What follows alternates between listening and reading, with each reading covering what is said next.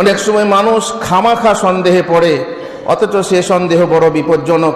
যেমন আমাকে আপনাকে সারা বিশ্বকে আল্লাহ সৃষ্টি করেছেন, কিন্তু আল্লাহকে বাবু কে সৃষ্টি করেছে? খামখা চিন্তা করবি তো কর। শহরের মানুষ পাড়া গ্রামে এসেছে, দেখছে দেওয়ালে ঘুঁটে দেওয়া আছে, সে এখন চিন্তা করতে লাগলো যে এই সর্বনাশ, এই দেয়ালে গরু উঠলো কি করে? গরু তো লেঁধেছে দেয়ালের উপরে, কি ব্যাপার? এই দেয়ালে গরু উঠলো কি করে? চিন্তা করার কাজ নেই, নাই কাজ খই ভাজ, কি নিয়ে চিন্তা? গরু দেওয়ালে উঠলো কি করে? আরে বেওকুফ, ও তো মেয়েরা ঘুঁটে দিয়েছে, সেটা ওর যেহেতু জানে না, শহরে বাস করে, পাড়া গ্রামের খবর জানে না, চিন্তা করতে লাগলো। আদার ব্যাপারী হয়ে জাহাজের খোঁজ দিয়ে চিন্তা করতে লাগলো। তো এইভাবে সন্দেহ, কে আল্লাহ? তা আল্লাহকে কে সৃষ্টি করেছে? বিশাল ছোট্ট মতো।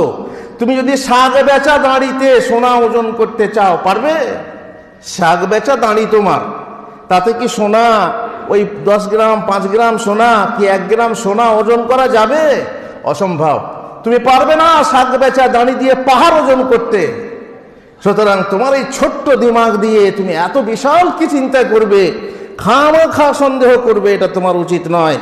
আল্লাহকে কে সৃষ্টি করেছে, তখন তোমার উচিত হচ্ছে আল্লাহর কাছে শয়তানের জন্য, শয়তান থেকে পানাহ চাওয়া। আউযু বিল্লাহি মিনাশ শাইতানির রাজিম, আমানতু বিল্লাহি ওয়া রাসূলিহি।